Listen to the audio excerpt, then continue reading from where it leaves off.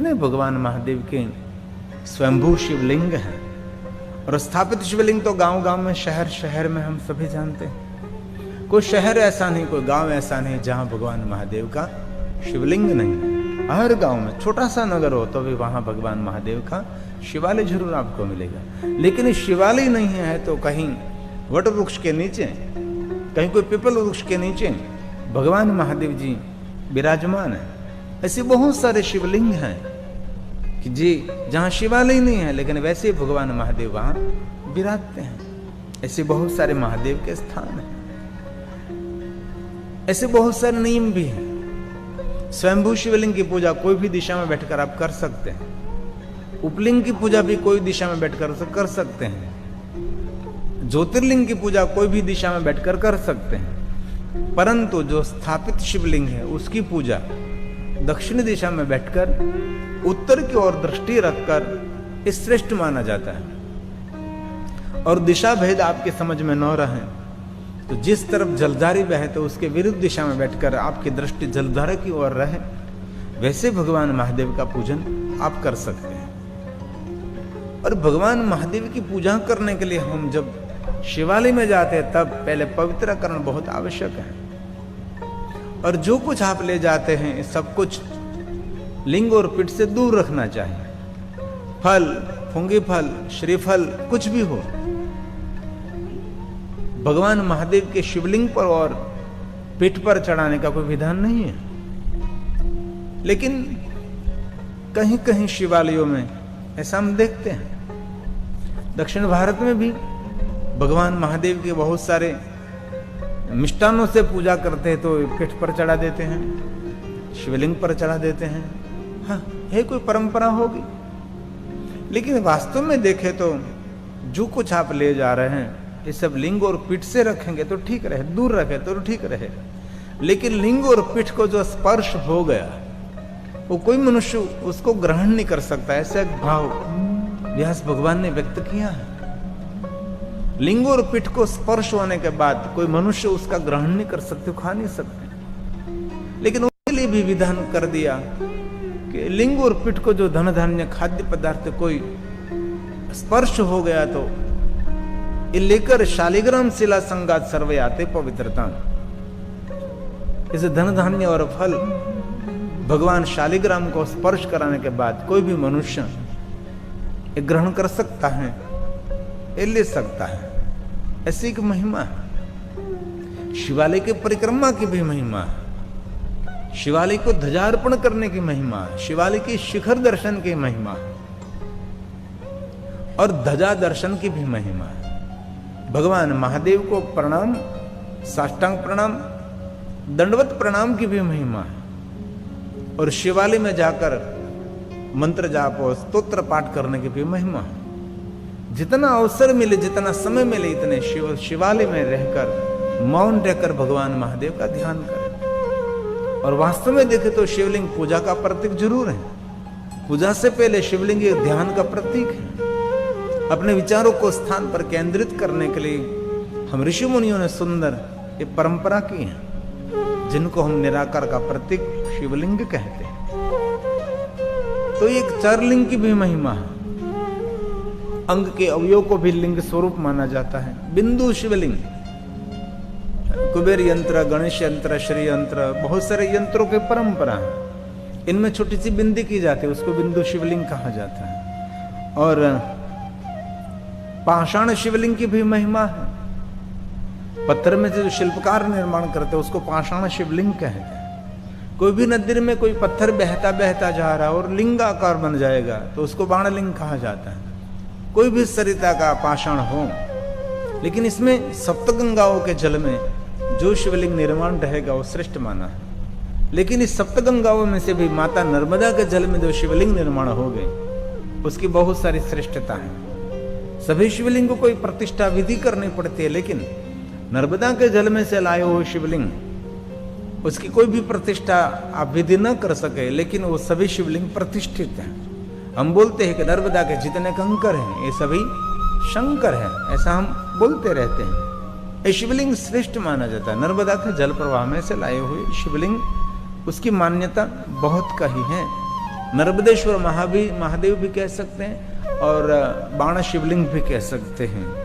और एक है स्फटिक शिवलिंग जो विष्णु भगवान ने लक्ष्मी जी को दिया था, और एक है सुगंधी शिवलिंग, चंदन घिसकर अष्टगंध मिलाकर सुंदर एक चंदन में से शिवलिंग निर्माण करे, उसकी भी महिमा है। पुष्पों में से सुंदर एक शिवलिंग निर्माण करो, उसको पुष्पलिंग कहा जाता है। धन धान्य के आटे में से सुंदर शिवलिंग निर्माण कर सकते हैं, उसको यवगुधुमलिंग कहते हैं।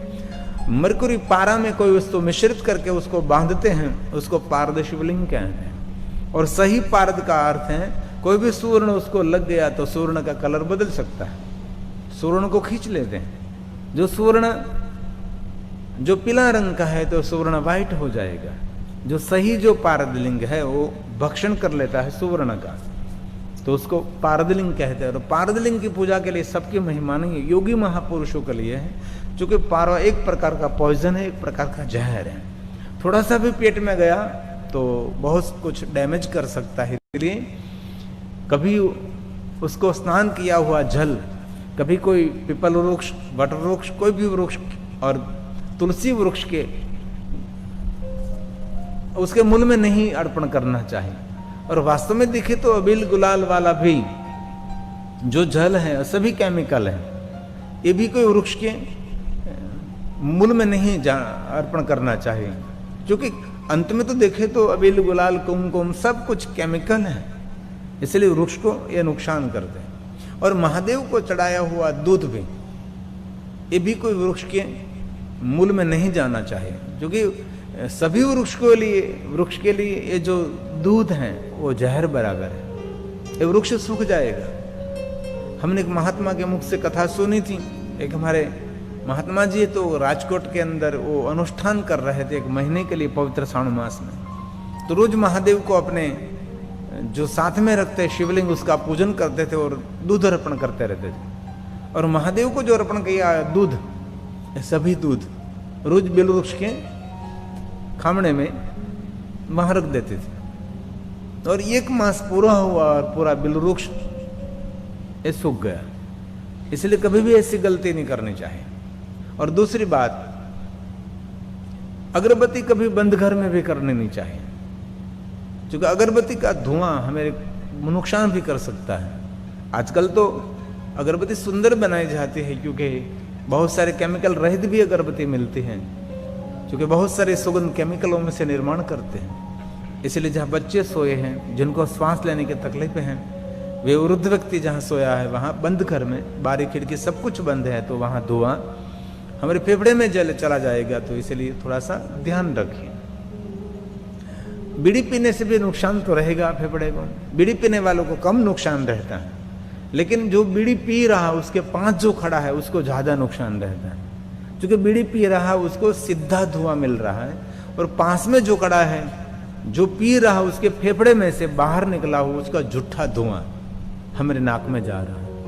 इसलिए बीड़ी पीना तो नहीं चाहिए, लेकिन जो बीड़ी पी रहा उसके पास भी कभी खड़ा नहीं रहना चाहिए, ये हमको बहुत नुकसान करते हैं। तो पारद शिवलिंग की अलग महिमा है। एक बालू का शिवलिंग जो राम जी ने पूजन किया था, रेत में से बनाया हुआ सुंदर शिवलिंग, उसको बालू का शिवलिंग कहा जाता है। एक रसलिंग की महिमा है, सुवर्ण में से जो शिवलिंग निर्माण करते हैं, भगवान विष्णु जी ने कुबेर जी को सुवर्ण लिंग दिया, तो उसकी भी एक विशेष महिमा। रजत लिंग की महिमा, चांदी में से शिवलिंग निर्माण होते हैं, ताम्रलिंग, रजत लिंग और बहुत सारे अलग अलग। दीपलिंग, दीप में से जो शिवलिंग निर्माण करते हैं, दीप का जो ज्योत है उसको भी शिवलिंग कहते हैं। ज्योतिर्लिंग की महिमा है। और चलित शिवलिंग, आपके घर में जो आप रखते हैं उसको चलित शिवलिंग कहते हैं। घर में जो बहुत बड़ा शिवलिंग है तो उसका पूजन नित्य करें। अंगुष्ठ का नाप का शिवलिंग है तो कभी पूजन ना कर चलेगा। इसलिए घर में जो शिवलिंग रखते हैं अंगुष्ठ के बराबर हम रखते हैं। बड़ा हो तो जरूर पूजा कर सकते हैं, और आप ना कर सके तो दूसरों के पास, और कभी अपुंज रह जाए तो दोष नहीं है। एक आत्मलिंग, हमारी आत्मा को भी शिवलिंग का प्रतीक मानते हैं, आत्मलिंग जिनको कहा है। पार्थिव शिवलिंग की भी महिमा, जो मिट्टी में से हम शिवलिंग निर्माण करते हैं। बहुत सारे विधि विधान पार्थेश्वर महादेव के पास शिव महापड़ ग्रंथ में। विद्वान ब्राह्मणों को आमंत्रित करके आप 11 ब्राह्मण, 9 ब्राह्मण, 7 ब्राह्मण, 5 ब्राह्मण और 2 ब्राह्मण, एक ब्राह्मण आचार्य को आमंत्रित करके विधिवत पार्थेश्वर महादेव की पूजा की एक महिमा भी है।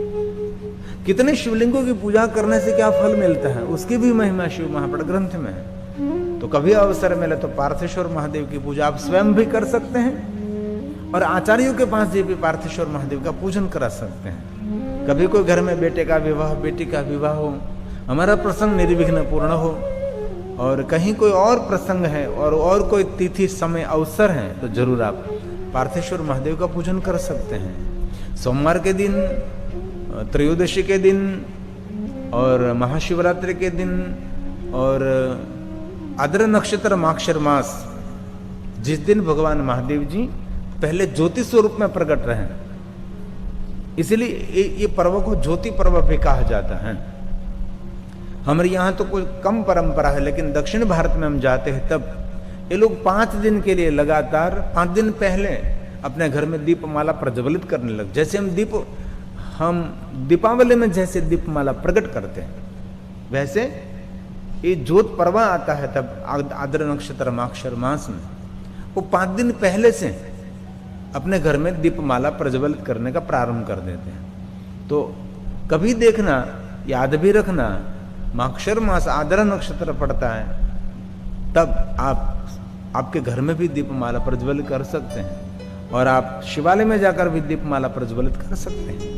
ये दीप पर्व है। भगवान महादेव जी स्वयं ज्योति स्वरूप में पहले ब्रह्मा और विष्णु के सामने प्रकट हुए थे, बाद में इनमें से एक शिवलिंग प्रकट हुआ, इसलिए शिवलिंग के आगे हम ज्योति क्यों लगाते हैं, इसीलिए तो लगाते हैं ना, ज्योति में से जिनका प्रादुर्भाव हुआ है, इसलिए हम शिवलिंग को क्या कहते हैं, ज्योतिर्लिंग कहते हैं। दीप में से प्रकट हुआ शिवलिंग। और एक शिवलिंग का नाम है गुरुलिंग, हमारे जो सदगुरु है, जिनके पास से हमको मार्गदर्शन मिल रहा है और शिव की ओर हमारा प्रेम उठ रहा है, तो हमारा जो सदगुरु है उसके बारे में भी शिव महापट ग्रंथ में कहा है, जिनको गुरुलिंग कहते हैं।